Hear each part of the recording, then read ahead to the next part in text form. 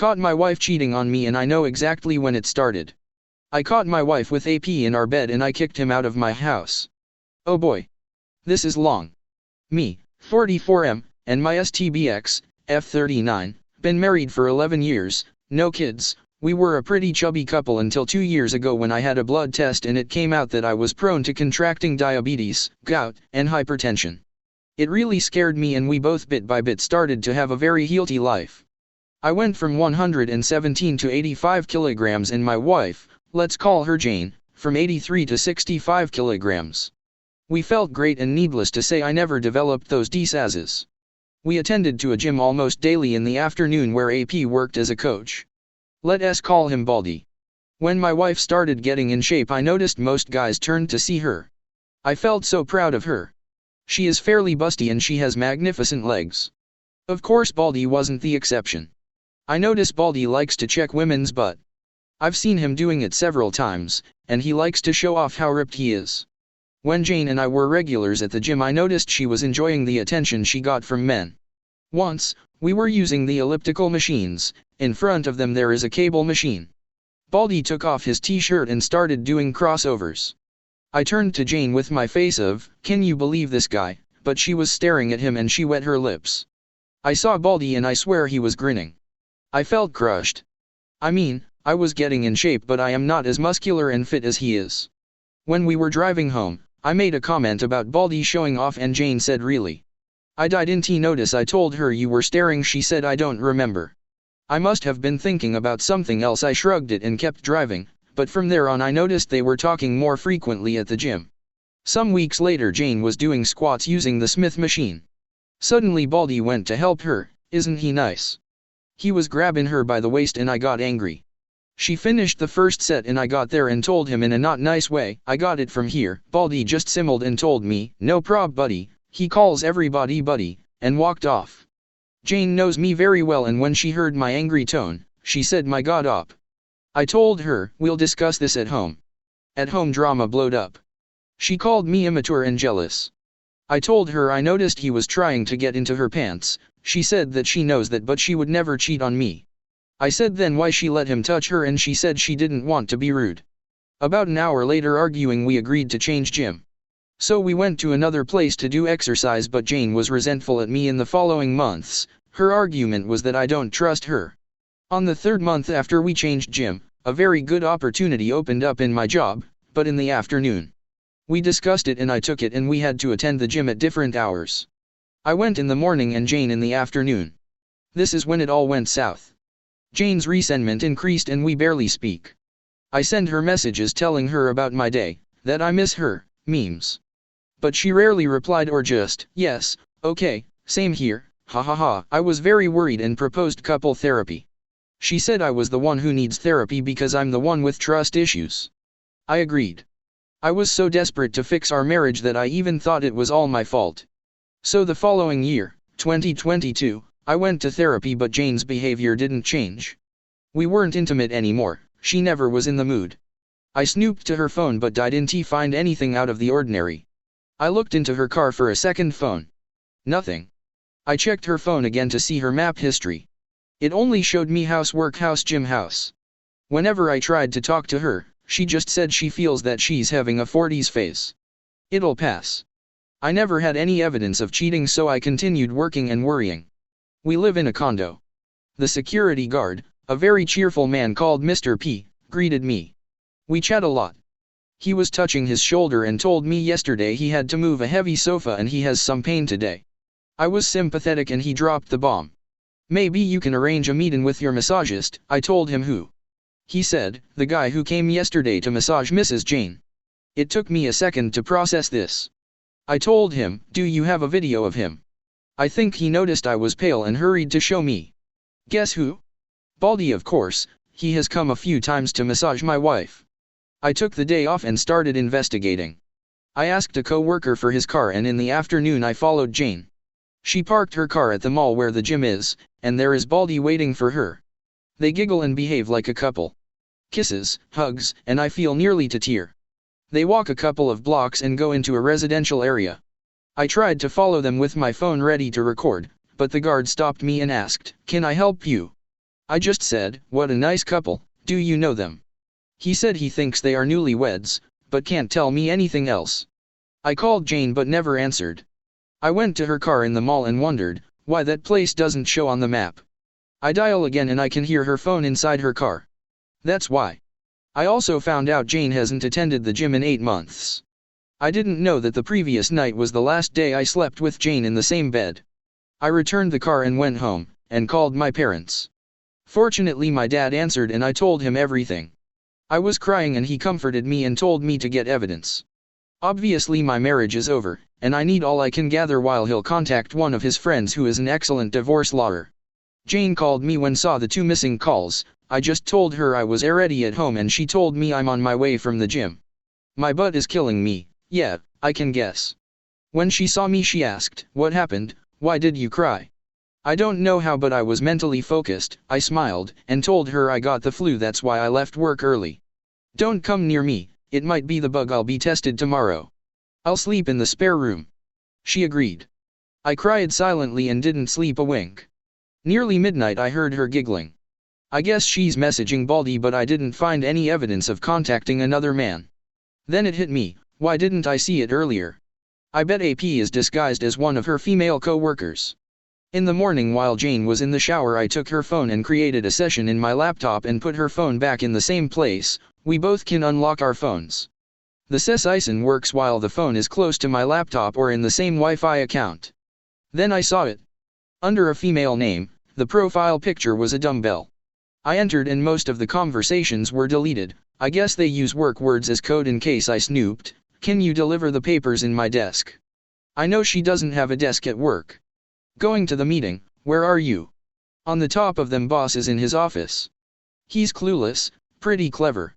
I guess I am boss because I know her boss is a woman. Jane got out of the shower and saw me. "You look worse, why don't stay with your parents?" I denied the idea, thinking of getting evidence. After Jane went out I contacted my dad and gave me the name and number of the lawyer. I called him and explained everything. He told me the captions I took from my laptop are useless, they don't have any factual evidence since is not AP's name, and she was smart enough to leave pieces of conversation that looks pretty innocent. I can take pictures of them at the mall, but she can argue they are just good fellas and I can't invade into the residential area without permission because it might get me into more trouble. At work I was in zombie mode, thinking how to get evidence. I might install secret cameras in my house, but Baldy rarely goes to my home and Jane might find them. Unless I'm out of the picture. I texted Jane and told her I'm positive of the bug and I'll stay at my parents' because I might need help. She liked the idea and told me she would miss me but she'll call me every day. When I hung up, I called my dad and my brother. When I got home she had already packed a suitcase for me. She was so eager of getting rid of me. I told her I'll take my laptop and then I checked her messages. "Boss will be out of the office, wanna come to my desk?" She sent this message almost after I told her I was positive to the bug. Good, she bit. We didn't had dinner, no kisses, no hugs. I noticed her watching her watch twice. From the door I told her, "I'll miss you." I was expecting her to shut the door on my face, but she walked me to my car. And I was gone. My dad and brother were outside the building waiting for Baldy to appear, but he didn't showed up. After half an hour I thought, why did she walk me to my car? Of course. Because Baldy was already inside the building waiting, perhaps inside her car. It would be very suspicious if her massagist came at this hour. I came back, hurried to my house and entered silently. I heard music coming from the bedroom and the moaning. Next to the door there is a sofa, his and her clothes were on it. I put my phone to record and opened the bedroom door and there she was, my wife, the love of my life for 11 years in all four, and Baldy behind her. I got a very good seconds of both of their faces when they saw me open the door. Jane screamed and covered herself with the blanket. Baldy went alpha male immediately walking naked towards me. I took a shot of him doing my wife. He yelled aggressively at me, "Why don't go for a walk, buddy?" I hit his throat with my hand opened. I saw this movement in the Mel Gibson movie Ransom. The next second Baldy was coughing and gasping, kneeling on the floor. I yelled, "Get out of my house," and kicked him out. I threw his clothes at him when my dad, brother, and Mr. P were arriving to my house. I told them, "I'll take it from here," and closed the door. Jane was still on the bed covering herself. She was trembling. I told her, "I have never hurt you nor will I get dressed. I'll wait for you in the living room. While I was waiting, I sent the video to my lawyer and he answered, I'm sorry for you, but jackpot. A few minutes later Jane showed up. She couldn't see me in the eyes. I started recording the conversation. I asked why. She didn't answer. Was I such an awful husband to you? She started crying but didn't answer. Do you love him? She shook her head but no words. I stood up and hit the table. Say something, Jane. Damn it, she opened her eyes wide and started trembling again, like a puppy when is scared. I have never yelled at her before. I sat and talked calmly. My lawyer will contact you for the divorce. Get a lawyer, she finally spoke. We can fix this. Fix what? Our marriage was over since Baldy was on the picture and you choose him over me. It was a mistake. No, it wasn't. It was a choice you chose and this is the consequence. What did you think would happen when I find out? Silence again. Go to your sisters and tell her the truth or I will show her the video. She went to the bedroom and started packing. I followed her and watched. Since 2 days ago I was trying to convince myself my wife is long gone. The person who I shared my house with is not my wife. But seeing her, putting her clothes inside the suitcase neatly, with her gracious movements and those little things I love of her hit me hard. I went to the spare room and started ugly crying. I heard when she closed the main door. She picked her clothes that were on the sofa.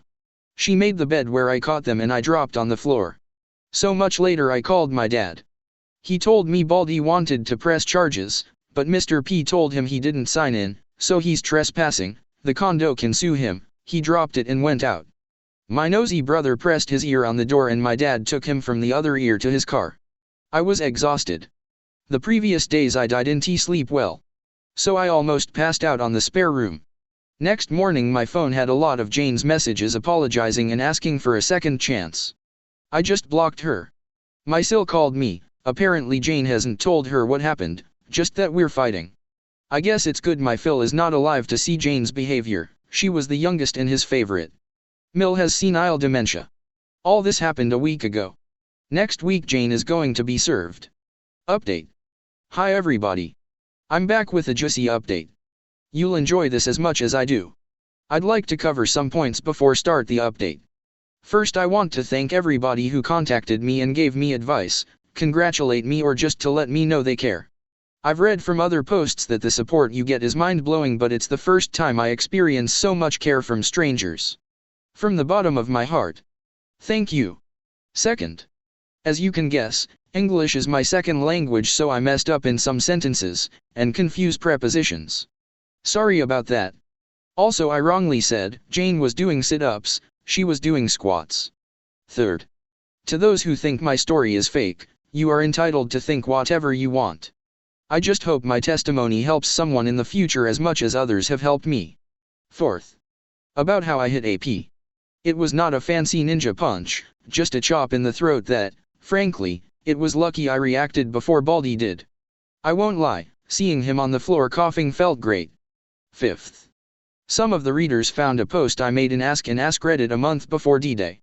It never got it posted because I didn't understand the rules of the community and today it isn't important anymore. A quick summarize, Jane and I were trying to be parents for 10 years, on the 8th year we saved enough money to buy 3 opportunities in the most expensive and sucks soul reproduction clinic here in my country. All 3 failed. Jane started her affair during the 3rd one. That's the clinic where my blood was tested, and adding the history of diseases from my family, they gave me the probabilities of developing diabetes, gout, hypertension, and having strokes. I should thank them.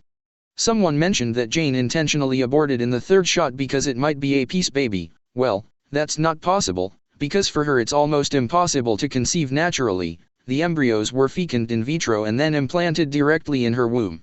I tried to repost my question but she came and told me I don't want to have kids anymore, so I dropped it. I am sure Baldy doesn't have anything to do with her decision. This is important for later. Let's continue with the update. It's been 12 days since D-Day. What have I been doing from there? D-Day +1, Friday. I had a nice chat with Mr. P. He confessed he faked his shoulder pain, he just wanted to warn me about Baldy.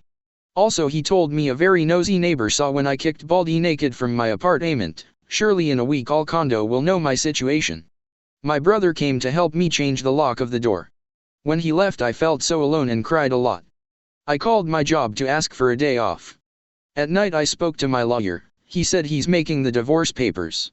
He couldn't start until he had the evidence. So my divorce will be divorce by mutual consent. That's smoother than uncaused divorce, that's longer and pretty nasty. Also he told me not to share the video. Jane will be served in 2 weeks. Sil called me but I told her to ask Jane why we're divorcing. D-Day +2, sat. Sil came and I showed her the video. I drove her home and saw Jane's car. When I got home I still felt crushed and cried some more. D-Day +3, son. I visited my parents. My mom cried with me. She really loved Jane. My dad had a chat with me about my money, properties, and stuff. When I returned home Mr. P told me Jane and Baldy showed up. I guess they are going to make public their relationship now that the cat is out of the bag. But strangely they came at different times. Jane came in the morning. She parked her car and saw mine wasn't there. Tried to enter my house but her key doesn't work anymore. Then she asked Mr. P if he knew where I went. He didn't know and told her, Mr. Op gave me this for you, my attorney's card. She kept it and left. Baldy came in the afternoon and first asked to see Jane. Mr. P told him, Mrs. Jane, emphasis on MRS, doesn't live here anymore, then asked to see me and Mr. P told him Mr. Op is away. No idea when he'll return and he left. I guess they both are not in contact yet. I wanted to ask about Jane. Is she sad? Did she look healthy? Did she ask about my well-being? But then I remembered D-Day and just thanked and say good night to Mr. P. When I got home I cried a lot again. D-Day +4, Mon. I didn't want to but something I learned from all you champions is to hit hard the gym, so I looked for a new gym near my job and had a good session. I felt pretty good. Then I returned to work. At home I didn't cry this time and start taking out all Jane's pictures. D-Day +5, Tuesday. Had a meeting with my lawyer to review my assets. Fortunately, my dad made Jane sign a prenup, so she can't touch anything I had before we got married, my house mainly. All remaining stuff gets divided 50-50 and I can get a compensation for her adultery. As compensation I'm gonna take out alimony. I can fight for all the stuff, but everything reminds me of her. And I want to start anew. When I left home I heard whispers. I turned my head and saw 2 neighbors that immediately pretended they didn't see me. They walked in front of me and yeeted me. I knew this would happen. Later that I went to the gym and work. This repeats all week so I'm gonna omit. D-Day +6, Wed, nothing interesting. I only have FB as social media. I ignore all DM asking me to contact Jane. I closed it and opened Reddit and had a nice time reading about all you champions that overcome what I have been experiencing. I felt better. So I thought of sharing my own experience. D-Day +7, Thursday, I started writing. I posted it before going to the gym. When I was at work, it amazed me how many people were reacting to my story. I answered some comments. D-Day +8, Friday, I was reading comments and answering all morning. I was smiling, feels good to be appreciated. 2 comments stuck in my mind that I didn't think about. 1, report AP to my old gym, and 2, my home is tainted, I need a fresh start. So before I went to the gym I looked for real estate agents to sell or rent my house. I'm not comfortable here anymore. I haven't entered to my bedroom since D-Day. I've been sleeping in the spare room. I don't want to live like this. D-Day +9, sat, since Jane would come and bother me, I decided to spend the day outside. She did come, then she visited my parents and brother. They just texted me Jane came. I answered, thank you, I don't want to talk about her yet. D-Day +10, son, I spent the day with my parents. We visited a town 2 hours from the city and had a blast. I don't know if Jane came. My dad told me not to sell my house but to rent it. I agree and went home. When I got home Mr. P told me Baldy came in the afternoon and alone again. He asked for me but Mr. P told him I'm away. He left without a word. D-Day +11, Mon, yesterday Monday morning I went to my old gym. I was not sure if I'd meet Baldy. He worked in the afternoon, but he was screwing my wife in the afternoon so I thought he's changed his shift. He was nowhere. I asked to talk to Frank, the gym owner. While I was waiting for him I met an old janitor I used to chat with. He told me to say hi to Miss Jane. I guess my new normal is to tell everybody we split up. I smiled at him. Frank finally received me. I asked about Baldy. He told me Monday is his day off. He asked for more hours and now he works from Tuesday to Sunday in the morning. Then I explained the reason of my visit. He listened carefully until I finished and finally showed him the video. He stayed silent and thinking. He said, "You're not gonna like this." I just thought, what now? Frank called the receptionist to bring Harry, another coach and Baldy's friend. He has a big beard. Frank asked him to tell me about Baldy's girlfriend. Fasten your seatbelts, this is good. According to Harry, Baldy is heads over heels for Jane and Frank confirmed it. He told me Baldy had many complaints especially from female members, but for the last months he has changed. No complaints and he's very professional to all members. And Harry told me something that made my jaw drop. Baldy is trying to marry Jane by baby trapping her. I was processing this information when I felt something starting from my chest. It climbed up my throat and finally blowed up in my mouth. I laughed. I swear I was Joker madly laughing. I even teared a bit. Frank and Harry were very confused. I thought, oh sweet karma, thank you. After I calmed but with a big grin on my face. Harry asked what was going on. And Frank explained, this is Baldy's girlfriend's husband. Harry made a shocked face. Oh man. This is bad, this is really messed up. Harry left. Next we discussed about firing Baldy. Frank said he has to report the situation to the coach association, not real name, and he surely has to fire him because Jane was a gym member or Frank's gym could have legal repercussions. About his license as coach, I need to make a legal document explaining Baldy is the reason of my divorce, the key number of my divorce case, and the video. My attorney will give the video to the coach association's attorney. I can't share it.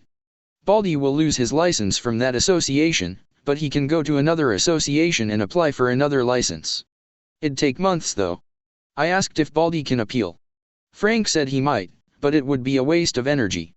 The association does not tolerate such conduct. Also, he doesn't have the money to pay for somebody who represents him.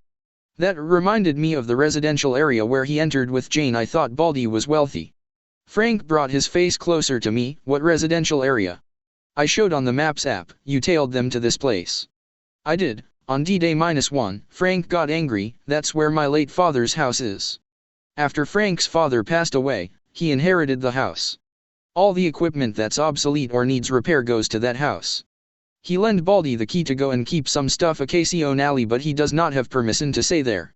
He surely has a copy of the key and he might be living there illegally. He's going to investigate this further.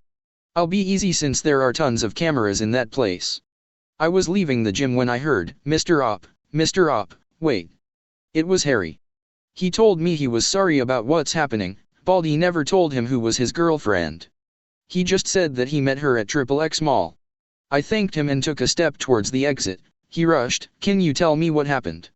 I told him, pretty much what you heard. He was screwing my wife and now I'm divorcing her. Another step, what will happen to Baldy? That depends on Frank and the coach association. I tried to take another step, but, how are you handling it? Okay, now this is strange. I stared at Harry and remembered Baldy went to my house twice. I said you called Baldy and he's on his way here, right? You are just buying time. Am I wrong? He made a guilty face. Please Mr. Op, talk to him, he's really desperate. He was crying yesterday. His I mean your wife, isn't returning his calls. Tell me, why should I care if he's rotting in hell? I'll be here with you, so you don't be scared. I laughed, scared. Of that weakling? He didn't told you I kicked him out of my house naked, right?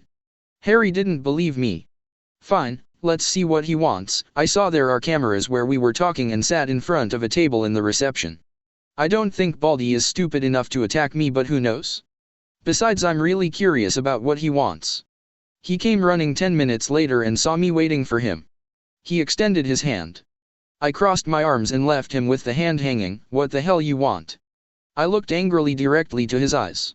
He sat in front of me. Listen buddy, stop right there. We're not buddies. Mr. S, the janitor, is my buddy. You are not. He seemed apologetic. Okay, my bad. I want to say I'm sorry for everything. I never wanted to hurt you and I really care about Jane well. You just said 3 lies to my face. You are not sorry, you did mean to destroy my life and you just care about yourself. He changed from apologetic to annoyed. Okay, whatever man. Just tell me where Jane is. Last time I saw her was when I kicked her cheating ass out of my house after I kicked you out naked. I know Harry was listening. Baldy's face changed color to red. That was a cheap shot. I should sue you. As far as I know, you entered my home illegally and perhaps you were raping my wife. I have videos of you getting out but you didn't sign in. He changed again. Okay, I'm sorry. Tell me what you want from me. Please tell Jane I need to speak to her. In that moment Frank came in a rush. I guess he saw through the cameras that Baldy showed up. Everything okay here? Everything is fine, Frank. I was just telling this sissy what I want. I stand up and talk close to Baldy's face. What I want is what is coming for you. What you deserve. What the law has prepared for you. I want to crush your dreams just like you did with mine. You want kids? Guess what? You won't, and you will never have. Baldy said, what's that supposed to? But Frank asked him to see him in his office. Harry looked impressed. He grabbed Baldy's arm and pulled him. Dude, you're in deep shit. I finally left. D-Day +12, Tuesday. I feel I am ready to face Jane now. I'm still grinning while I type this. So, how have you been? TLDR, I caught my wife with our gym coach in our bed and I know when and how it started. Update 2. Hi again. I didn't expect to update so soon, but something important has happened. I'd like to share something that my therapist told me. Do you remember I started therapy because Jane suggested I'm having trust issues? Turns out I don't have any. I'm one step to become a very gullible person.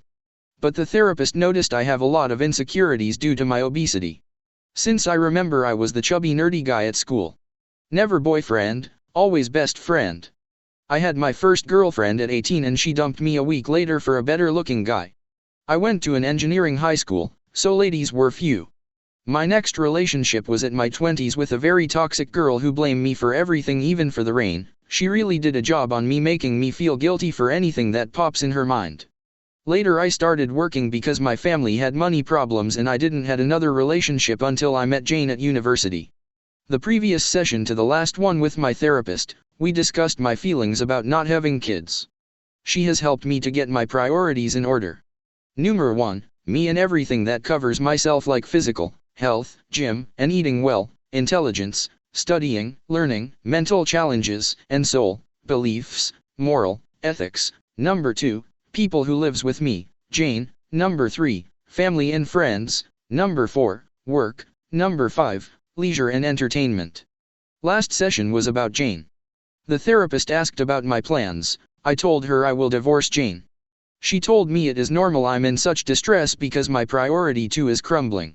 I will have to pass for similar stages of grieving death, denial, anger, bargaining, depression and acceptance. I had to Google them because I forgot them. I am in the bargaining stage because I'm thinking a lot of what ifs. E.g. What if she really is remorseful? What if we're the golden couple who will survive an infidelity? But the reality is that I will never trust her ever again. It will kill me knowing she's at home alone doing God knows what when I'm at work. Torture for me. Depression is a dangerous stage in my case because it can lead me to gain weight again. I should stick to the gym and watch closely my diet. Hope this info helps people who are grieving. Now the update. I've been very busy. I applied for a promotion at job. I could had taken it long time ago, but it demands lots of traveling. I feel it will help me heal to be away. Also, I've been looking for a new place to live and I found one small apartment perfect for me. I've already paid 3 months of rent in advance. I'll move as soon as possible. I haven't seen Jane since D-Day or Baldy since that Monday when, I am sure, he was fired. On the bright side, one of my neighbors, a lady in her 50s, met me in the condo's elevator. She told me she hasn't seen Jane lately. I told her we're slipping apart, and then she happens to remember she's having a dinner and her single niece is coming for a few days and I'm invited. It took me by surprise. Looks like I'm in the market again. My attorney told me Jane was going to be served last Friday, but we had some festivities in my country, so she was served last Sunday morning at my in-laws' home. The following Monday somebody, Jane, I guess, slided a letter under my door. 3 sheets back and front, from Jane. Mainly explaining about what led her to cheat. Here we'll introduce the second villainess in the story, a co-worker. We'll call her Flirty. I've met her sometimes at Jane's work events, like Christmas or anniversary celebrations. She's really thin, almost skinny, and usually wears a lot of makeup. Also, she thinks every man wants to sleep with her. One time she told Jane I was staring at her. I did once, because I could see her ribs and I thought she was unhealthily thin. Anyway, according to Jane's letter, when she lost weight, Flirty approached her because she wanted them to be best friends since they are the 2 hotties at work. That's when the brainwash started. Flirty made her think she deserves a better man. She's entitled to. She told her I was a pathetic man that will try to own her now that she's hot. When the incident with the Smith machine happened, Flirty said, Jane, see? Didn't I tell you? He wants to be your owner more than your husband. Jane bought it, and due to Flirty's manipulation she was resentful to me for months. When we attended the gym at different times, Jane met Baldy accidentally at the mall and he approached her. She confessed she had a crush for a guy similar to Baldy before I met her. She never told me that before. They went for a bite and they both flirted. Jane showed Flirty Baldy's picture from FB and she told her she'll be a dumb B*TCH if she didn't F him. Besides, her pathetic husband, me, doesn't compare with that Greek god. She had the opportunity, she was eager to, so she did. Baldy took her to his house that coincidentally is close to the mall where they ran into each other, so she don't know that's Frank's dad's home. All this happened 9 months ago.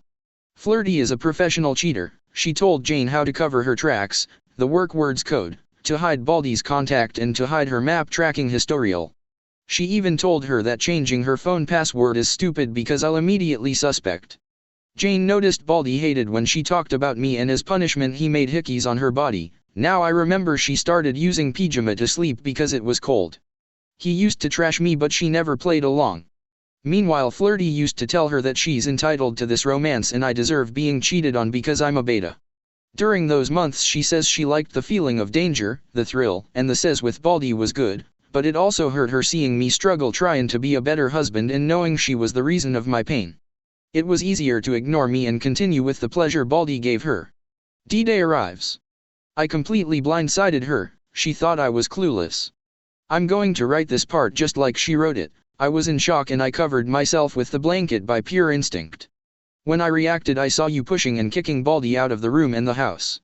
When I heard you closing the door and coming back, I didn't know what to say. I have never seen you this angry before. Then you said, I have never hurt you nor will I. That's true. In the years we've known each other you have never hurt me. Not even when we found out that it's my fault that we can't have children. After that she heard me crying in the spare room. She wanted to comfort me, but how could she? In the main door we have a mirror to check ourselves before going out. She looked at herself but she couldn't bear the look. When she entered her car she cried and told herself, what have I done? Baldy called her that night, but she blocked him. She arrived at Syl's house at about midnight. 2 hours later after the drama. Her house is around 40 minutes from mine. She was scared of telling Syl what happened because she's older and she has a very strong character.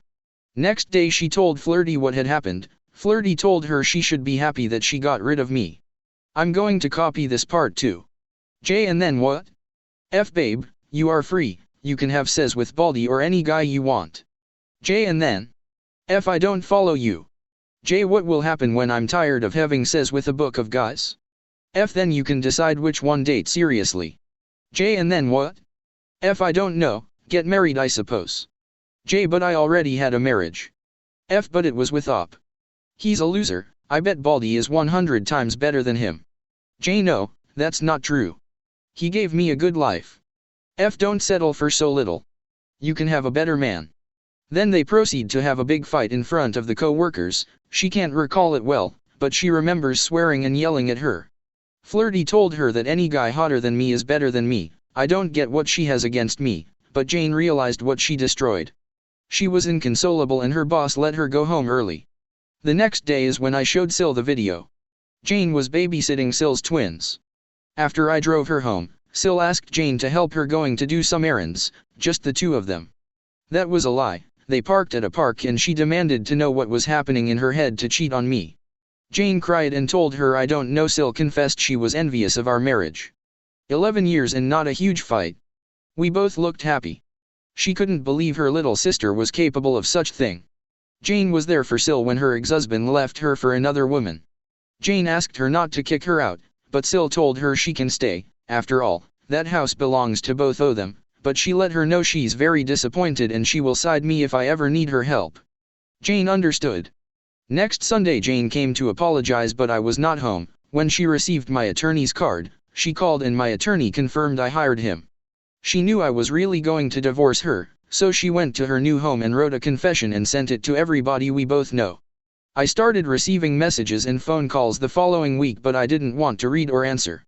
Now I've read some of the DM and it is what she said, most of them want to comfort me.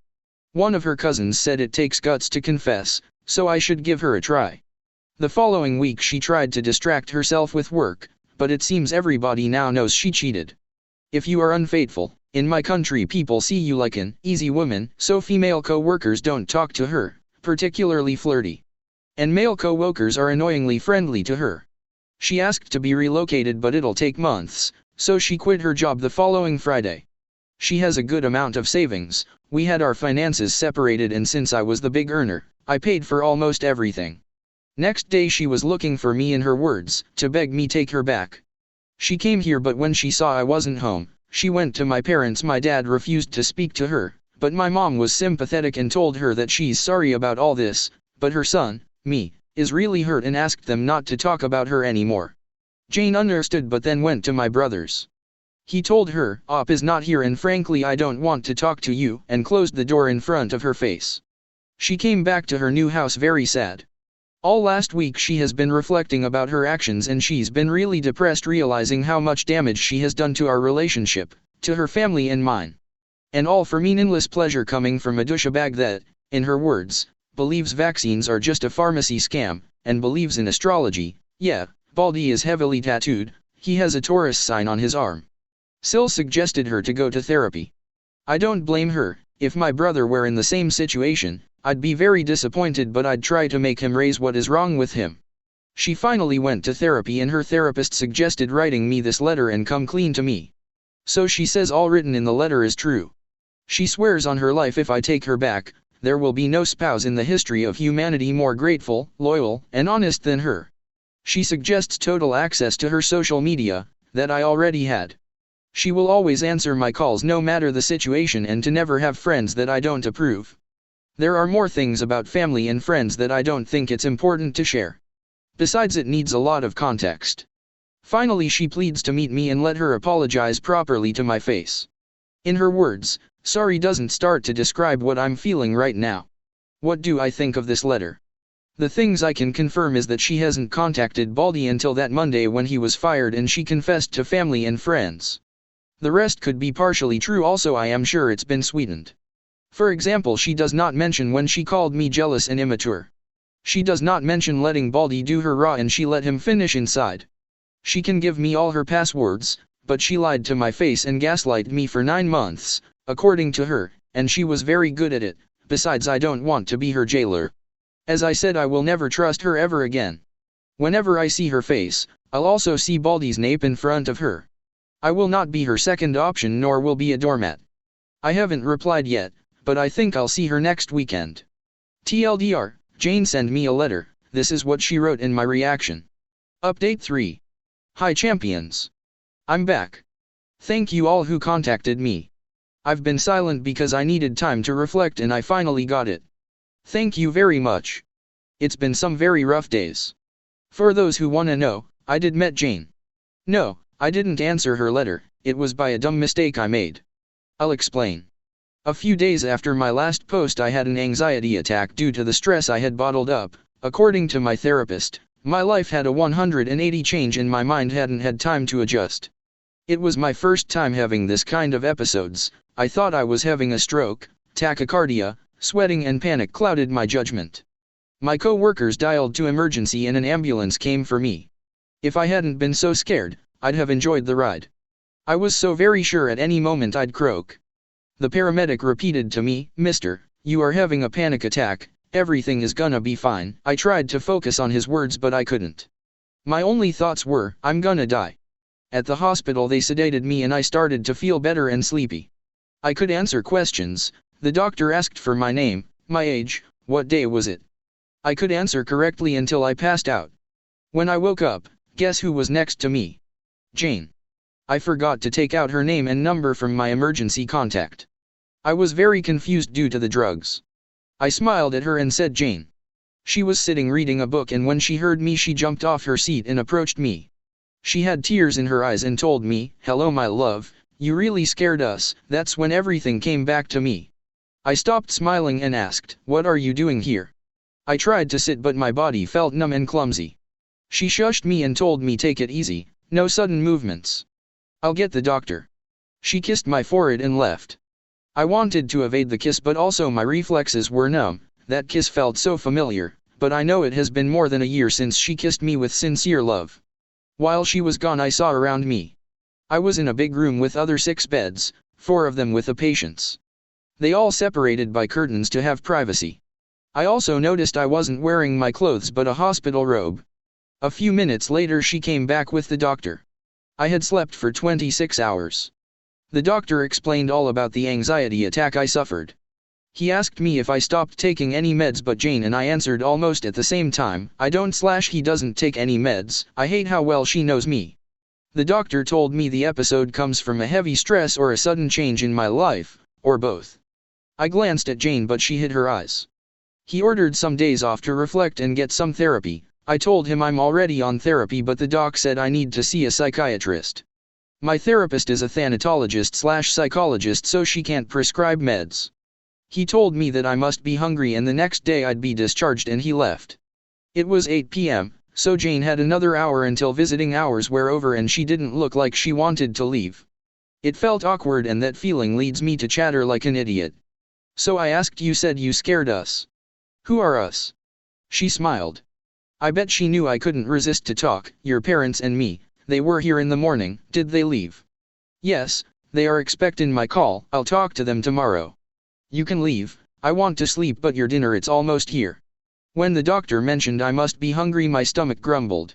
I didn't eat a thing for 26 hours.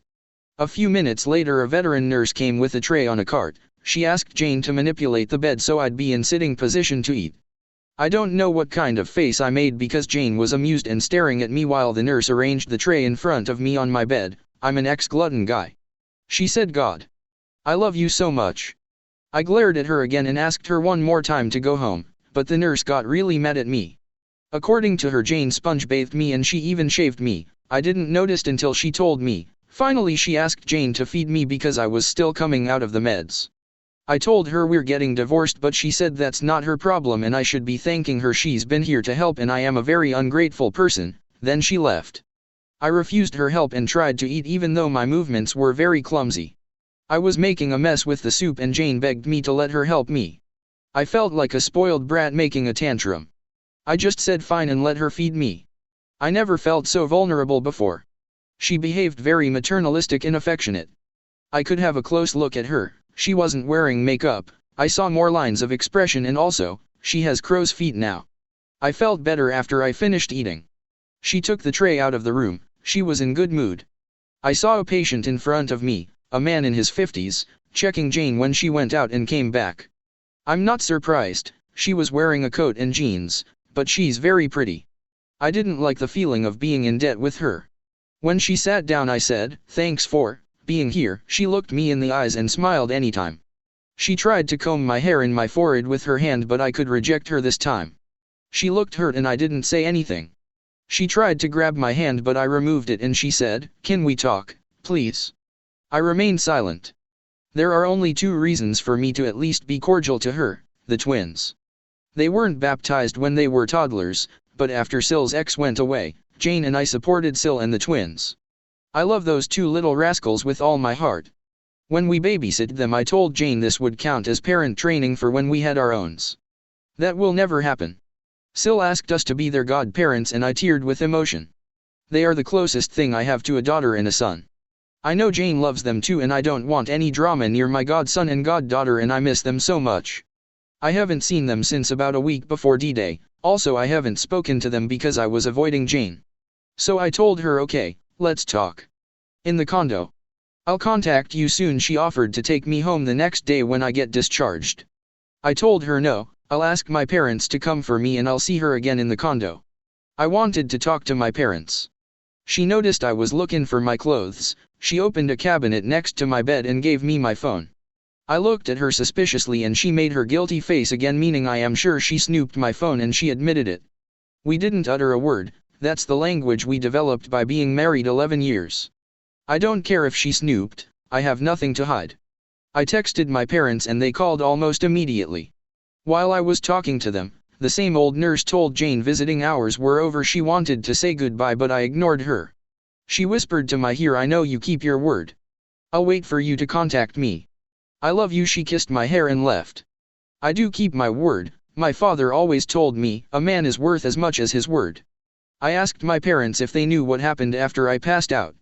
According to them, one of my co-workers showed up in the hospital to give information about my medical secure. That's when the staff saw the emergency contact and they called Jane. Sil contacted them after the hospital called. When Jane came, she met my co-worker and he left. Jane was waiting for the doctor assigned to me when my parents arrived. My dad was very cordial to her and asked what she knew. After a while waiting, a nurse called out, "Relatives of patient op." They stood up and the nurse guided them to the doctor. They've already tested my blood and told them I'm physically healthy. My anxiety attack stems from a psychological aspect. The doctor asked for Jane to see me because she's the emergency contact. She promised my parents to call them after seeing me. When she came back, she was surprised my parents were still there waiting. She gave them a ride to their home while she told them she helped the nurses to undress me and put the hospital robe on. They didn't talk about our divorce. My parents thanked her for the ride and agreed to visit in the morning and she'd switch in the afternoon around 1 p.m. Also, I called Sil to thank her for calling my parents. Luckily my godchildren were still up and I could speak to them. They were drawing get well soon cards for me. I promised to visit next weekend. Next day, it was Thursday, I was discharged from the hospital. My parents took me to my new home. A week before my panic attack I started moving to my new place. I took my personal belongings. Everything else will stay in the condo. I'll rent it as fully furnitured. Luckily there are 3 universities nearby. I know there are students who would kill for a place like mine. I've already bought the basic furniture. A refrigerator, a stove. I have to learn to cook my meals from now on, a bed, a table with chairs and a desk. Cleaning tools. I felt thrilled for the first time. I can call this little apartment my own place. I bought a nice warm jacket for Mr. P. I gave it to him, thanked for his help and told him I'll visit from time to time. I didn't attend to my neighbor's dinner. I don't feel like dating yet. I think I need more therapy and do some more healing. At my new home I reflected about my goals meeting Jane. I concluded I need closure, understand her actions, make her understand there is no possible reconciliation and end up things amicably. I'll divorce her and move on. But I don't want to lose my in-laws. My sweet and incoherent Mill, my stubborn and strong Sil and her twins who I love. I don't want to miss their birthdays and future achievements. I want to be at least cordial to Jane. At job my boss gave me 5 days off starting the next week. I didn't want to stay in, so I went to the beach. It really helped me to be away from everything and rest. I realized I do love my wife, but the chubby one. The one who got excited when Pizza Fridays arrived. The one who I married 11 years ago. The one who supported my dreams and hopes. The one who hugged me when life got rough. I don't know what happened to her. Did vanity killed her? Horniness? No idea, but I loved my wife deeply and the one who betrayed me is not my wife. Update 4. Finally I saw my godchildren. Sil took them to a park and I met them there. We 4 had a great day. Last weekend I met Jane. It was pretty much as I expected. Pleading and lost of crying on both sides. Surprisingly, she didn't blame me. She admitted it was all on her. When she snooped my phone she saw I moved from the condo, my Reddit posts, so she knows everything I know, and more important to her that I'm not dating. Before the meeting I had another session with my therapist and discussed my anxiety attack and the talk I'll have with Jane. She told me the best way move on is following the next steps. 1. Hit rock bottom. 2. Identify and take control of your emotions. 3. Focus on self-improvement. 4. Take a break, literally. 5. Be constructive. Most of you champions told me to keep in check my emotions. I am sure I'll get angry, sad, anxious. I mustn't let it cloud my words and judgment. Also I'm prone to have another anxiety episode. My therapist mentioned some techniques of breathing that really helped me. Let's move to last Saturday. I asked Mr. P to check if she's alone. She came on time, alone and stunning, new short dress, high heels, that she hates but she knows I like her wearing them. I won't lie, my heart skipped a beat. She smiled at me when I opened the door, like she was so happy to see me. I remained calm and expressless. She opened her arms expecting a hug, but I made her a sign inviting her to come in. I offered tea, she loves chamomile tea, she accepted and I made myself a coffee. We sat in front of each other, the table in the middle. I took out my phone and started recording. I tried to write word by word and using boxing references, but it's too long and crude. I gave up. I'll give you a summary. After some dumb chit-chat, she made me feel awkward again. She told me she's read my post and the waterwork began. She said the Jane who made me suffer is gone now. She says that the thing called affair fog is real and she can't believe what she did to me. I told her, then you know I think your letter has been sugar-coated. She said all she wrote is true, but I mentioned I think it is BS that Flirty brainwashed her. She's 10 times smarter than that 403. I demanded her to tell me the truth. She went silent and I raised my voice. No, Jane, you are not allowed to be silent again. I had to breathe because I was getting angry. You have to come clean to me right now. I know more than what you wrote in your letter. Sadly, she admitted she wanted to F Baldy. She admitted she loved the attention she was receiving, and when she saw Baldy devouring her with his eyes she felt thrilled and aroused. She confessed it began before the elliptical machines incident about a week before, when I was changing clothes in the showers and she was waiting for me outside. Baldy chatted with her and he was flirty and she couldn't believe he'd come on to her. She cried when she told me this. I asked, is that what it takes for you to throw your morals and ethics away? A strong body and a bird brain. From that moment I refer to Baldy as bird brain. She said she was really stupid and selfish and that she gave me for granted. But she assures me that this was only physical, never emotional. She swears she never said to him I love you, and I am the only owner of her heart and her body. I breathed and regained some composure. I told her it's been about 3 months since we had sex and last time I could tell you weren't into it. I bet you were longing for bird brain. She says that's not true because according to her, she can't bear a life without me. I said I don't believe you. You had a good income. You could easily sustain a decent life with bird brain. She repeated she doesn't love him and he was just a toy. I called BS one more time and reminded her when I saw them in the mall. I'm gonna copy this part. I saw you at the mall, with him. Hugging, kissing like when we were engaged.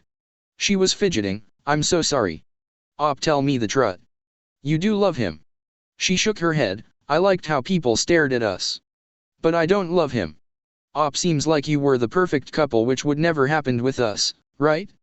You loved the attention which you would never have with a person like me. Jay, please, don't say that. Why not? It's true. It is. I don't perceive myself as an attractive man. I'm the kind of guy anybody wouldn't look twice. Jay, no, you are the man of my dreams. I only want to be with you. If you love me so much, then why cheating? What did he give you I didn't? She couldn't answer the question. I repeated it and she covered her face with her hands and finally admitted she considered bird brain's body more attractive than mine. Another jab. It was something I expected, but damn. It hurt. Jay, I swear I had a moment of weakness and I hate myself for that. One moment? I yelled again. That moment lasted 9 months. Crying again, it went out of control. 9 months. 9 ducking months of disrespect and lies. Tell me, how could I trust you ever again? Was bird brain the only one? What will happen when the next douchebag steps in front of you? You were very good at lying and hiding your cheating. Now she looked desperate. I'm telling you the truth. I know you have no reason to believe me. But I've reflected. I've seen my life without you and I am so sorry. I'm sorry I cheat on you. I'm sorry I lied. I'm sorry your family hate me. But most of all I am so ashamed I hurt you. I beg for your forgiveness. I'm here to come clean and fix things so we could be together again. A lot of tears fell from her face. Before D-Day I'd give an arm to ease those tears. Today I only felt anger. I think you are not getting it. I can no longer trust you. I can't be your husband anymore. There is no way I can forget you in that room with him.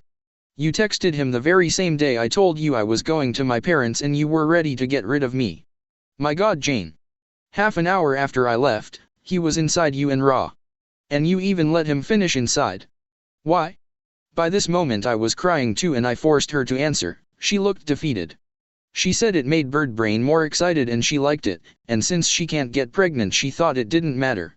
I swallowed saliva because I felt a huge knot in my throat. With trembling voice, I asked, what else?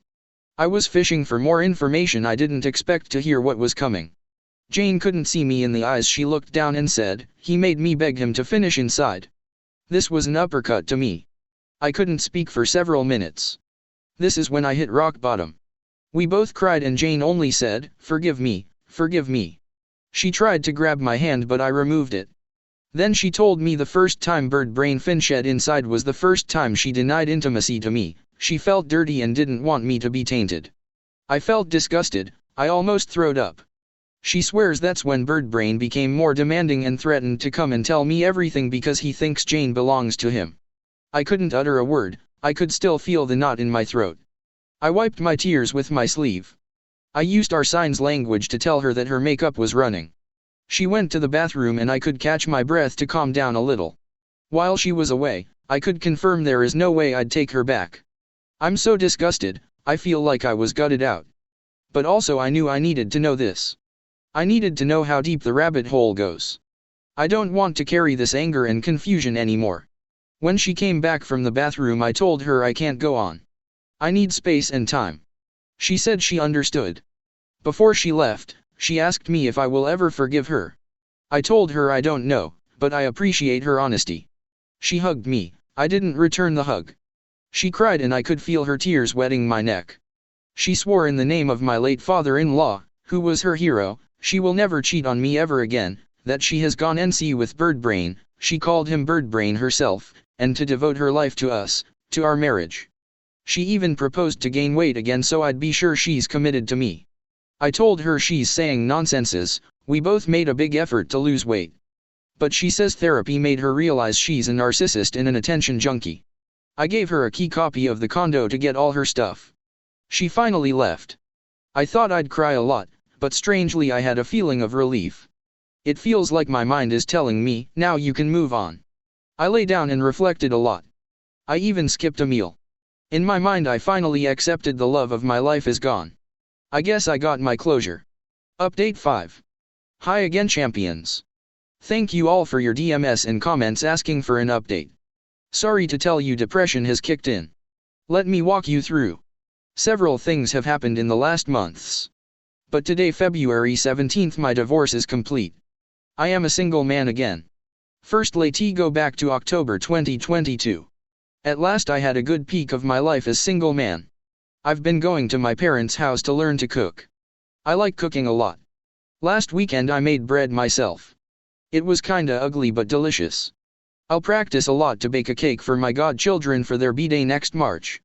Also I noticed I'm very intolerant towards cheating topics. Have you seen the sitcom The Office? It used to crack me up, but now that I saw the cheating and gaslighting it stopped being funny to me, even if they try to hide it as romance. I can't tolerate it. I bet none of the writers have been cheated on.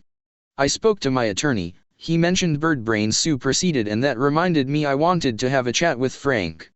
Long story short, I met Frank and he told me Birdbrain was fired the same Monday I met him. And yes, he was living illegally at Frank's father's house. Since Birdbrain was his employee for years, Frank made a civic sue for trespassing, meaning he can't be near Frank or any of his properties for the next 5 years. If he does the cops will be involved. I asked if Jane would be sued too, but he said Birdbrain confessed she was unaware of all the situation and that she just went to the house to exercise with his guidance, they used the repaired equipment to exercise. Besides Frank assumed Jane and I were still together and he felt he owed me that. Frank is very cordial and friendly, he was cheated on in his youth so he has zero tolerance on the topic. He gave me something. He said, "You're gonna love this." He showed me his phone, it was a soundless video from one of his CCTV cameras. It took me a minute to recognize it was showing the gym's cafeteria. All tables are empty but one, there is a man sitting with his back to the camera, then a huge muscular back appears and I recognize Harry walking towards the man. I ask is that? Frank nods and I continue watching. Harry puts his hand on Birdbrain's shoulder, then Birdbrain covers his face with his hands. I can tell they are chatting and finally both men walk towards the camera and Birdbrain's face can be seen clearly for a few seconds. Sad expression, red eyes, and tears on his cheeks. The video ends when they are out of the screen. We both laughed. I said I'm gonna put this video as my screensaver. It was taken the day before Birdbrain was fired. I've gone to my first session with the psychiatrist. He said I have signs of depression due to my anxiety combined with my insecurities, so he prescribed a soft antidepressant pill daily until next session. At the time I didn't feel any different. Also I started taking kickboxing lessons. My coach told me I have good reflexes but I have a long way to go. Jane took all her stuff from the condo. She also took our marriage big picture. My brother's friend gave me a good idea. I'll sacrifice the living room to make another bedroom and make the dining room and kitchen a common area. So it will have 3 bedrooms. I hired a guy to take care of it. My attorney informed me Jane has her own attorney and he requested a meeting. I asked what I have to do and he told me to play along. He'll do all the talking, I just have to agree. Unless my lawyer thinks they make an unreasonable request, he'll ask for a timeout to discuss it. The following week the meeting took place at Jane's attorney's office. Jane was stunning and very quiet. She was trying to steal glances from me. After the proper introductions, her attorney, M50-ish, mentioned since I've already refused to pay alimony, the issue concerning to her client won't be mentioned, Jane's adultery. My attorney said that's fine if it is listed for the record, which her attorney reluctantly agreed. Then they proceed to split our assets, which was pretty fast because I don't want anything and Jane said she has taken everything she treasures. Besides, we didn't have expensive stuff. Finally her attorney asked for 5 sessions of marriage counseling and added if I agree and attend with an open mind and honesty, his client guarantees a smooth divorce. My attorney reduced them to 3 and NC between sessions. I made a worry face to my attorney and he kicked my foot under the table, meaning to play along. I saw Jane and she was making a face I've seen when she really wants me to do something, so I made my face of, okay, you win. And she smiled, marriage language again. Later I asked my attorney if MC is necessary, he said it is.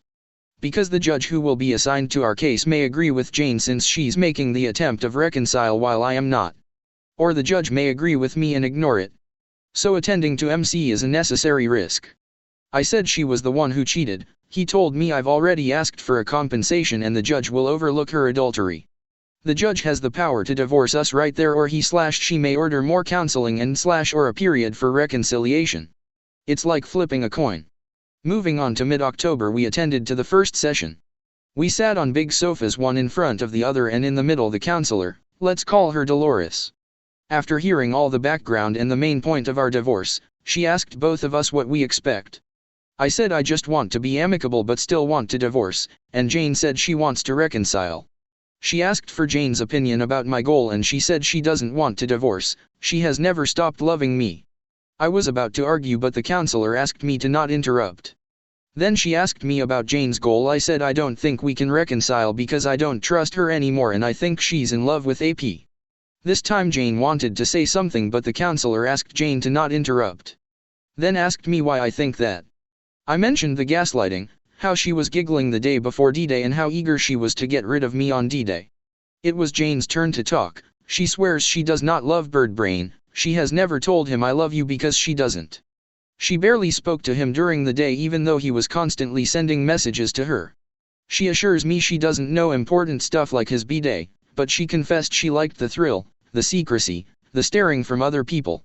She wanted to show me from her phone she wasn't talking to Birdbrain that night.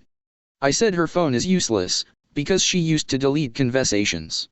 Dolores mentioned there are apps that can recover deleted messages. I said oh yeah.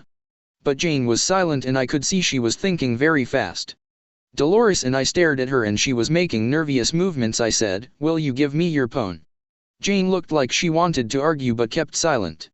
I said, you are still in contact with him, aren't you? Jane almost screamed no. I swear. But, she was hesitant about giving me her phone and finally she gave it to me and said, please, remember the Jane who texted is not me anymore. I said, what does that mean? I beg you, don't make me say it. I was in the fog. I asked Dolores about this affair fog. She told me from her experience it looks like the judgment is clouded by the excitement and focus on a new relationship, so the subject's mind can't comprehend or just ignores the consequences of their actions. It varies a lot from person to person. Jane told me I'm deeply sorry for all I texted to him. Now I can't understand why I was so disrespectful to you. At that moment I wasn't sure I'd want to know what she meant. If she trashed me like Birdbrain did, it would be a massive blow to me. I confided her everything about me. Next Dolores asked me what it takes for me to reconcile. I told her there are 2 major obstacles I don't see how to overcome. Number 1, she lied for a long time and I can't trust her anymore. Number 2, I can't be intimate with her ever again since she gave her body to another man. This made Jane tear. She says it was purely physical, like using a dildo. Besides, she swears Bird Brain wasn't very impressive at all. I reminded her my reason number 1. She insisted, almost desperate, I have never made love to him, you are the only one. I just felt angry and yelled back, and that's why you didn't touch me for the last months. Dolores asked Jane her reasoning to cheat on me. She spoke about she being the chubby girl, bullied and ignored. She was very lonely when she was a teenager. At university she was friends with some girls, but they tend to leave her behind. If it weren't for her great grades they would have completely ignored her. Then we met and it was like finding a twin soul. When she lost weight, all her fat went to very strategic places that made her look voluptuous. At first it was scary when men stared at her, but when Flirty and her friends told her she's hot and beautiful and that she must be confident of herself. That's when she started enjoying the attention, and her ego went to the clouds when she saw Bird Brain staring at her too. She told me, "You don't know how it feels to be ugly." I told her I do. I lost count of reactions and friend zoning. At job, female colleagues made a list of handsome male colleagues and I didn't figure in it. I am still unattractive and I didn't care because I had a person who loved me. But that person traded me for a better looking guy. That sentence made her tear again. I belong to an ethnicity very bullied in my country, associated to poverty and ugliness. I had very hurtful nicknames, and according to my therapist that's what made me gain weight, like an armor to protect my wounded ego. Dolores asked me if I can see she's remorseful. I said I can tell she is, but just because she's been caught, not for her cheating. Jane said she knows she screwed up, that's why she confessed to all people we both know. Dolores was specially interested in this confession and asked Jane why she confessed to people unaware of our marital problems. She said she knew she deserved a punishment, it wasn't enough my anger and cold shoulder. Many people called her and berthed her. She listened to every word, every insult, and every swearing. Sil can confirm she did. She has lost friendships and mostly my relatives have disowned her, but she gladly took that bitter step if it would help to reconcile with me. I was out of words. Dolores told me most unfaithful people tend to hide their cheating as a negation mechanism, but Jane didn't. She owned her mistake. That's something I should give her credit for. I asked what would have happened if I still were unaware. If today I were still clueless. She said Bird Brain was getting very aggressive and he was demanding either he or she tells me about the affair. He used to scared her, saying something would happen to me and she was afraid what he would do. I scoffed. In her own words, I think you finding out was the best thing that could happen. It made me react and realize how screwed up I was. I told her I know Bird Brain is in love with her, and she already knew. That's why he hates me and used to trash me, and he was demanding to disrespect me in my own house. He knew if I was in the picture Jane will never be his. Dolores asked me what does your wife when asking for this marriage counseling? If she's so in love with Bird Brain, wouldn't she be eager to divorce you sooner? Why is she making all this effort? I must remind you she has already lost her acquaintances' respect. I couldn't answer. I know I'm not her meal ticket, she had a very decent job and she can get another one easily. She's not homeless nor disowned from her sister. Then I said, for the sake of the argument, let's say we reconcile and we live together again. What would happen then? I'd doubt everything she tells me. Every time I'm not looking I'd suspect. It'd be torture for me, Jane said. I know it would be difficult, but I'd never give you reasons to doubt me. I responded. You wouldn't for now, but what about in 2 years when the dust settles? When I have signs of trusting you again and another Dutch bag catch your eye or stares at you? Jane kneeled in front of me, looking me in the eyes. I'd never hurt you ever again. The two most devastating experiences I recently had were when I received the divorcing papers and thinking you may have been badly injured when they called me from the hospital. If you give me another chance, I'll always remember this. 2 times I thought I lost you and devote my life to make us happy. I was out of words again, so I just scoffed again. By the time the session was over. At home I checked Jane's phone. I noticed Bird Brain is still blocked. I unblocked him and a lot of messages came. Babe, are you okay? Babe, call me. Babe, I'll go to your house to check on you unless you call me first. Babe, where are you? I bought an app to recover deleted messages. I was very nervous. I got most of the earlier messages back. The older ones were difficult, so I got a few of them. I was expecting she being disrespectful to me, but she tries not to mention me. I found some sexting conversations, but knowing Jane, she didn't enjoy it. Bird Brain uses rude words a lot and Jane hates that. He called her babe and some other ridiculous pet names I didn't even dare to use when we were in the honeymoon phase. Lots of I love yous from him, but I didn't find a single one from Jane. I felt some relief and then punched myself because I shouldn't feel that. Also, as Jane said, Bird Brain used to mock me. He called me fatty, pathetic loser and little girl. Whenever he mentions me, Jane just said, I don't want to talk about my husband. In the most recent messages I can tell whenever she didn't play along, Birdbrain got angry and he told her he was on his way to my job to tell me everything while she begged not to. Obviously it was just a bluff, he doesn't know where I work.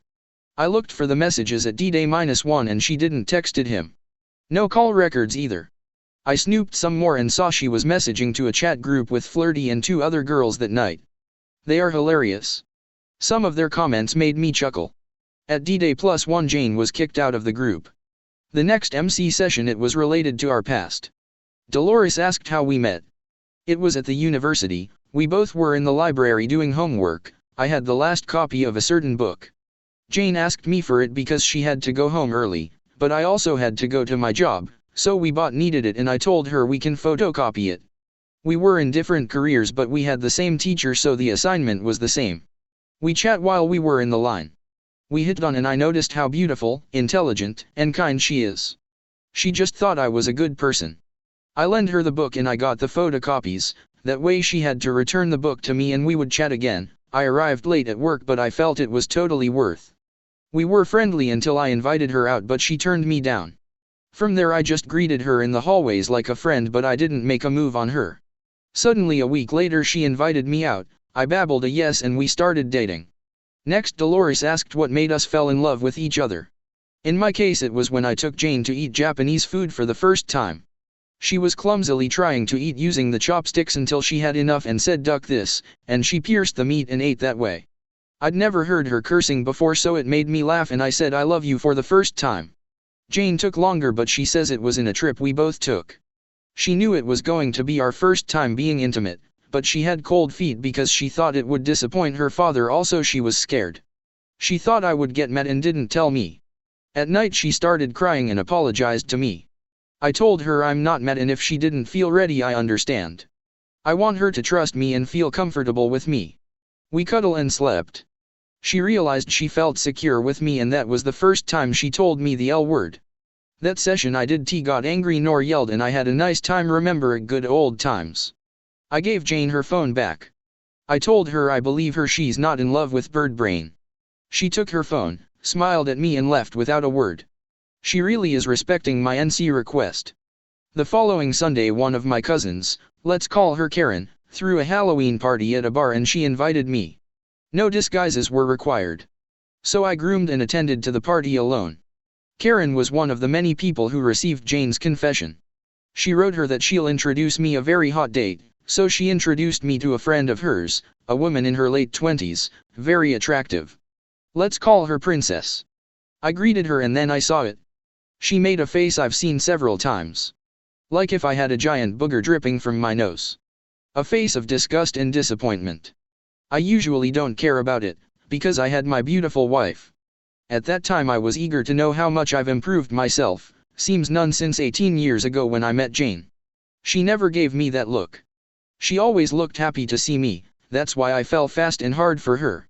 Immediately my defense mechanism acted and I wanted to keep my distance from Princess but Karen sat us on a booth and I tried very clumsily to chat, but she barely responded. She took her phone out and texted while I tried to maintain conversation. Another guy came and told her here you are. I didn't know you were coming. Wanna dance? She looked at me and said, you don't mind, right? I said, go and have fun. I saw them getting lost in the crowd while I kept thinking, so he didn't know she was here but still he was looking for her. I bet she texted him, come and save me from this creep. I looked for Karen, it took me some minutes to find her. She was talking to Princess. Before they noticed me I clearly heard her saying, you said he's a catch. He is. And Karen saw me. They immediately got quiet. I said I'm not feeling well and I'm going home. I told Princess, sorry for not meeting your expectations. She shrugged. Karen had daggers in her eyes. When I got home I thought she just was some materialistic witch but she moved some dark old feelings from my youth. I couldn't stop them coming for me, I'll be alone from now on. Childless, wifeless. I am a very unattractive man. It will be very hard for me to build another relationship. I'm almost 45 and alone, a total loser. I had another anxiety attack. My therapist told me what to do. I got under my sheets covered from head to toes. I was crying, trembling and sobbing I don't know for how long until I woke up very early in the morning. My pillow was wet because of my tears and sweat. My head hurt and I sat on my bed staring at the floor for almost an hour, lost in my dark thoughts until my alarm rang. It was time to get up but I didn't. I felt out of energy. I didn't go to the gym. I sat on the shower floor to sob and I went to work. One of my close colleagues, same guy who lent me his car, noticed I was very quiet and slow. He told me I look sad and I finally understood depression has kicked in. The following day I received some texts from Karen apologizing for her friend. I ignored it and tried to go to the gym, but I felt like my energy was cut in half or less. I was tired very quickly. I didn't complete my session and went home. The following Tuesday I took my godchildren trick-or-treating with Sil. In Mexico we do this on November 1st and 2nd. I cheered a bit but when I got home I felt down again. The third and final session was 3 days after Karen's party. I arrived and tried to make a good face but I failed. It took some minutes to Jane to notice I was not the same. She asked me if I was okay. I faked a smile and said I'm fine, but she stared at me and I couldn't see her in the eyes and she asked Dolores if we can reschedule because Op is not well. I insisted I'm fine but Jane said, that's a lie, I can tell you're not fine. Dolores asked me what I am feeling. I didn't want to look weak in front of Jane but then she said, he's sad. I looked at her surprised. She sat next to me and asked, what's wrong? She grabbed my hand and this time I didn't rejected her, I just saw her big beautiful brown eyes scanning my soul. I'm ashamed to admit I started to sob. I put my elbows on my knees and teared a bit. Jane caressed my back and I regained some composure. My nose was running and my eyes were red. I went to the restroom and wet my face. When I returned and sat next to Jane, I saw she had tears on her face and Dolores asked me the reason of my sadness. Jane said with trembling voice it was her fault. I agreed to be honest and told her it's not because of her. My insecurities are giving me a rough time. Jane stopped crying and grabbed my face with both of her hands and placed it in front of hers, nose to nose. She said, Op, I really hate when you say you are unattractive. Yeah, I've whined to her about this in the past, especially when I felt I was losing her. Then she started numbering the things she likes about me. She also added when I undressed you at the hospital and you were only in your underwear, the nurses and I thought hubba hubba. That's the best translation I could find. That made me chuckle and I did feel better. I can see you are in better shape than I remember.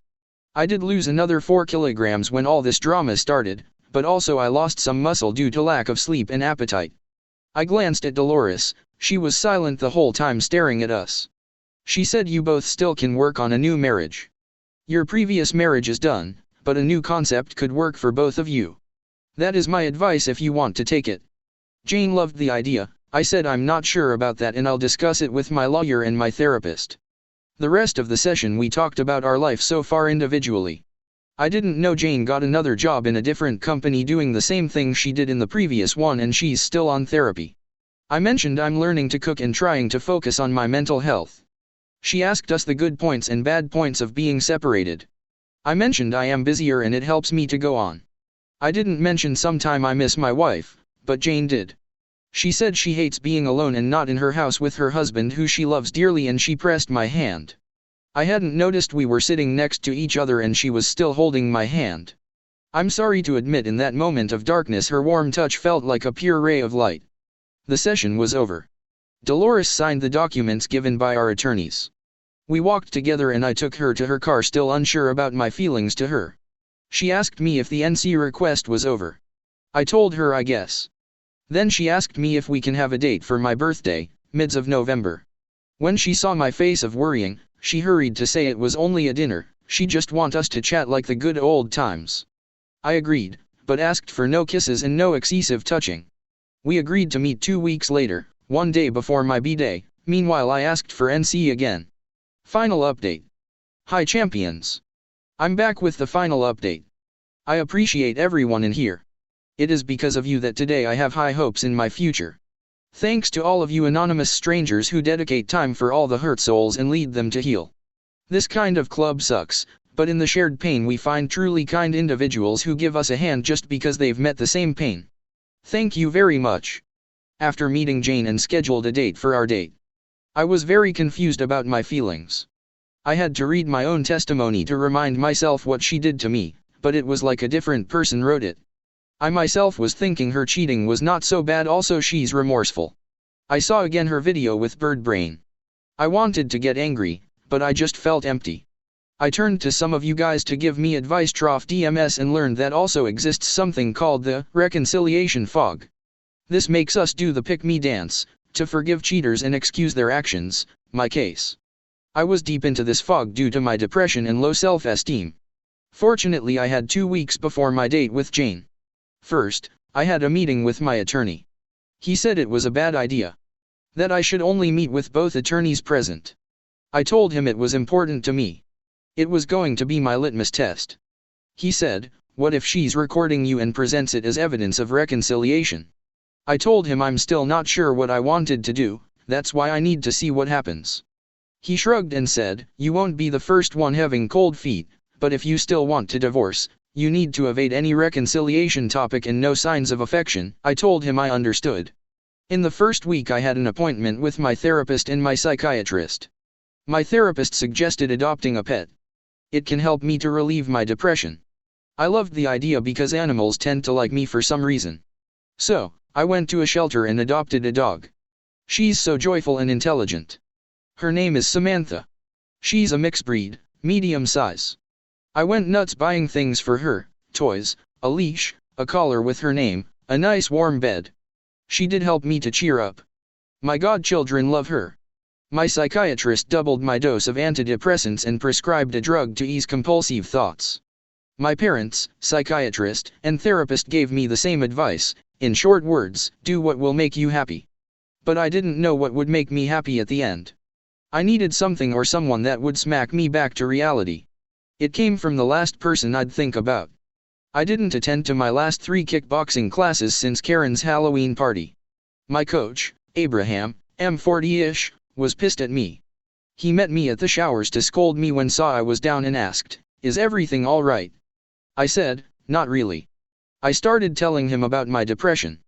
He has a son currently dealing with the same and told me to meet him for some beers. So after class we went to a bar close to the gym, and I told him all about Jane and bird brain. He was absolutely disgusted and told me basically everything you all champions have. I spoke about my feelings, and he shut me down and said, "Speak up your mind." I was unsure what to say and he repeated, "What is on your mind? I don't care about feelings. Tell me what you want." I opened my mouth like a fish out of the water but didn't answer. He seemed exasperated about me and added, "You really need to man up." He told me to come earlier to the gym the following day. He paid for the drinks and told me, "You're gonna be born again." The next day I arrived 1 hour earlier. Abraham was expecting me. He gave me sparring gear and told me to meet him at the ring. I have never sparred before, I sometimes practiced using a sandbag but that was it. Abraham told me to punch him. I threw a punch and he almost laughed at me. He said, "Is this all you've got?" I felt I was blushing. There were some other students watching at us and I'm the oldest person there. I tried again and Abraham easily blocked me and pushed me back. I tripped and fell on my butt. He said, "Your determination is weak." He helped me to stand up and repeated, "Man up." I heard somebody chuckling and I felt mad. I took it more seriously and tried again and again and again but I wasn't able to hit Abraham once. I know he was going easy on me. I was tired and he told me to come the following day to repeat. He added, "You're not giving your all. Show yourself what you can do." That comment was glued to my mind all day. The following session Abraham asked some boy to record the sparring using my phone. Once more I didn't connect a single hit. Finally we watched the video while he gave me his opinion. My movements were clumsy, slow, and weak. I could protect myself from some of his blows, but my reactions looked like I was panicking. I felt embarrassed just watching myself. Abraham told me to man up and I must do whatever it takes to punch him at least once. I admitted to myself I wasn't putting enough effort to kickboxing. I started watching videos online. I decided to add an extra hour to my training. At night I was watching the sparring video, studying my movements and thinking what I should do differently. I cleared my study to make space for shadow sparring. I was so obsessed about showing Abraham my determination that I absolutely forgot about my problems in my date with Jane. By the 5th session I was able to predict some of his movements, but still I was slow. I noticed the people watching were incrementing. Later somebody told me there was a bet going. By the 7th day the miracle happened. I saw his fist moving towards my chest and I knew what to do. It was just 1 second. My body reacted with precision and speed. I punched him on his ribs.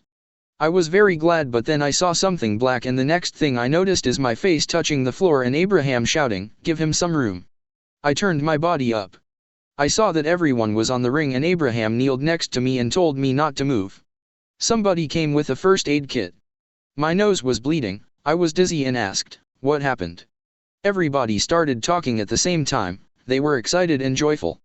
Abraham was apologetic and told me, "You did it, man. Sorry. It was a reflex." The kid who usually takes video of us showed me the moment I punched him. Abraham reacted and punched me back on the face and I passed out for about 5 seconds. It took me 1 week to connect a single punch on him. I joined the kids and shouted, "Hell yeah." I was euphoric. Somebody helped me to stand up while I felt some palms on my back.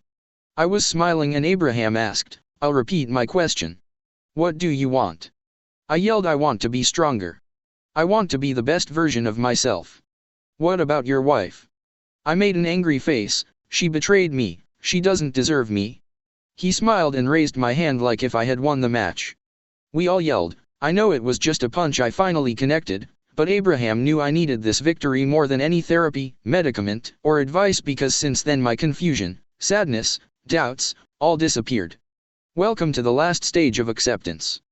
The following days I put much more effort into my training, and I took a series of decisions the old me would think more than once or ask for Jane's opinion. I'll change my look, my car, I'll do things I didn't do because of fear, learning to dance, to play a musical instrument. And I'll have my first tattoo. Jane texted me the day before our date. I told her the place and time and she added, "Don't be late." I felt so much confident about myself. We met at her favorite restaurant at lunchtime. She was breathtaking as always. I was kind of plain. Jacket, t-shirt, jeans and hikers. I think she felt very confident on herself. I just smirked and started recording with my phone. We were amicable. My emotions on check. I didn't feel any anger nor rage like last time we met. It felt like when you speak to an old friend, and everything is purely platonic. At least from my side. She asked about my sadness. I told her I feel so much better now, which surprised her. She asked what triggered my insecurities and I told her about all princess drama. She was mad as my cousin Karen was. She mentioned she will never be ready to see me with another partner. I told her I'm ending a messy relationship with my crazy wife. I referred to her as a third person in the past. She caught what I meant. A very smart idea from one of you champions. Then she told me, "She sounds like a slut, you should get away from her." We laughed. God. How I miss these conversations with her. Before Bird Brain, we could chat for hours. Then she told me one of my co-workers contacted her and asked her out. I laughed. I've seen that weasel secretly staring at attractive women or girls. I wouldn't be surprised if he has stared at Jane. She turned him down and he got mad. I asked about Flirty. "Do you know what's her problem with me?" She says she doesn't know, but her theory is that she dislikes my ethnicity, and she can't stand I have better studies and salary than hers. I'm at least 2 levels above her. Also, Jane discovered Flirty is dating seriously 2 guys. Whatever that means to her. We talked about Bird Brain. He called Jane from another number to convince her to run away with him. She swore she didn't spoke, she just listened and cut the call eventually. He's gone to another state. I said some nasty things about him. She was amazed how liar he is and completely agreed with me that he's a loser douchebag. She asked about the time he and I met. She read it in my post. I told her that seeing him so apologetic gave me confidence. Also, I was pissed, so it was easy for me to threaten him. She pleaded me to repeat the scene, and I did. I told her exactly as I recall what I said and how I said it. She had her eyes opened wide and she wet her freaking lips. She told me she had goosebumps. She has never seen me so aggressive before. Also, she repeated she liked me more. Then she got all flirty with me and asked if I want to go stuffing the muffin. Our euphemism for being intimate, again closest translation. This was it, the moment I was waiting for. Jane was bringing her face closer to kiss me. I didn't have the time to think, but I felt it again, the anger and resentment. My body reacted and pulled my face away. I made an angry face and told her in a deep voice that stopped her immediately no. She apologized profusely. I smiled again and told her that we should leave. It was late and I must walk Sammy. I paid for the meal. She didn't bring her car and asked me to take her to my home. I guess she was sure we were going to spend the night together. I was reluctant, but I wanted to push myself into the situation just to say no again. When we were in front of my apartment, we could hear Samantha whining and scratching the door. Before I entered, Jane got all serious and said, will you ever forgive your wife? I already did. Then why won't you take her back? Because I will never forget what she did, and I can't trust her. She made a sad face but then asked, what about me? Would you take me instead? I smiled and said, what are you talking about? We're friends. She looked offended, are you friend-zoning me? I guess so. Dude. And punched softly her shoulder. I thought she would look even more offended but instead her eyes sparkled and had big smile, you finally touched me. That was a surprise for me. Since D-Day I haven't voluntarily touched her. She took a step towards me, can I hug you? Please. Sure.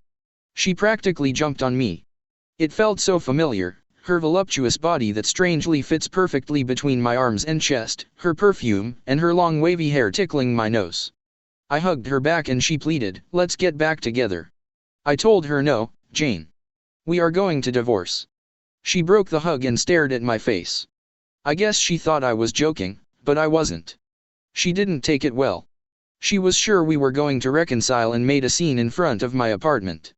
I tried to calm her down, but she was protesting and yelling. She hugged me tight like if I was about to disappear. She was begging and telling me she has changed, she will make me happy, and she would do anything for me. And the tears started. I felt sad for her. I don't hate Jane, she was my best and only friend for so long and we both have amazing memories together, but she made a big mistake and as consequence I fall out of love. I saw a nosy neighbor peeking from his apartment, and I guided Jane inside my house. Sammy was curious about her. I didn't have any tea to offer so I warmed some soy milk while Jane sobbed and petted Sammy. I sat in front of her, the milk helped her to calm. She asked me, do you still love me? Just as the good friend you have been to me all these years. Not as a partner, not anymore. She yelled, why not? I've changed, Jane. I feel different now. I've finished mourning our marriage. She got mad and said I was being cruel. I said I was being realistic. What I said in MC was my honest truth. I can no longer trust her ever again. And I will never forget her face when I caught her on D-Day. She shattered my trust and destroyed my love for her. She hit the table and called stupid B herself and cursed bird brain. She admitted she didn't know what she had until she lost it. She gave me for granted. Then she made some proposals like granting her a period of reconciliation, opening our marriage on my side and/or to being FWB. I told her she's being unreasonable. She asked me what I want from her. I told her I want her to be happy with whoever she chooses, and I will move on and be happy on my own. She asked if there is another woman in my life. I told her not yet, but someday. She covered her face with her hands. Sammy was sitting next to her and put her paw on her leg. I realized it was time to walk Sammy, around 10 p.m. Jane came with me. She was very quiet, walking by my side. When we were at the dog park, I took Sammy's leash off and she ran, sniffed, and rolled over the dry grass. She loves that. Jane sat next to me and finally spoke. I'll never find love again. Yes, you will. There are a lot of fish in the pond. She told me at her new job 2 co-workers have asked her out, both are married. I asked, have you reported them? She said it's not possible because they asked for a friendly going out and that's very innocent from HR point of view. I asked if she's sure about those guys' intentions. She said both have their eyes glued to her breasts. So, she's sure. She placed a picture of both of us on display like assholes repellent. I laughed. She didn't laugh. She said she seriously thinks she'll be alone from now on, luring scumbags. She can't have children and she lost the love of her life. She asked me if I'll marry again. I told her I don't think so. I may not believe in marriage again. I didn't mention I do want to have children. I sent the audio to my lawyer and days later he told me he didn't find anything showing reconciliation, just useless chit-chat that'd be a waste of time if it's presented as evidence. Besides, it was a smart move to refer Jane as a third person because it sounds like I'm not talking directly to her. On my birthday, most of my extended family texted me and called to know how I was. I went to my parents' house. My brother and his wife were already there. Jane showed up with all my in-laws. We all played, ate, and enjoyed a big, tasty cake made by my mom, best cook ever. No drama. Mill was in a good day. She felt confused but she enjoys watching the twins play, even though she forgets they are her grandchildren. It really was a great day. When we cut the cake, I realized I had everything I wanted. My godchildren are still in my life, I forgave Jane, and my depression is almost gone. Several other things have happened since. On mid-December I dated a single mother who tried to convince me to adopt her annoying child. That's a funny ride. If there is a place where I can post about disastrous dates, I'll tell you about it. One of my tenants wanted me to be her sugar daddy. I got my first tattoo on my shoulder. It's an Aztec eagle warrior. Meaning I'm proud of my Hurrit ants and my ethnicity. If somebody have a problem with my appearance, I'll just shrug and continue being me. I'm a decent hard-working person. Aztec eagle warriors used to wear a helmet made of the head of a royal eagle. Royal eagles are a symbol of freedom, honesty, and strength in my country. At the end of December Jane quit her job because one of the co-workers harassing her was a big shot at the company. HR was gaslighting her, so the smartest move was to quit. I spent Christmas with the twins and her family. She's accepting we're done but she's annoyingly friendly to me. On January I made a Tinder profile. One of the kickboxing guys helped me making my profile. Although I had few likes, I contacted a junior high teacher. She's witty and very funny. We started dating. Sadly I know it's not going to last. She doesn't want children, she's a gamer and I consider video games a waste of time, besides she wants me to stop practicing kickboxing because it is too violent. As you know my divorce was over on February 17. Jane texted me, I know this is not the end for us. Days later Sil told me Jane got in the depression stage. She begged me to talk to her because she does listen to me. She stopped working and she's very skinny.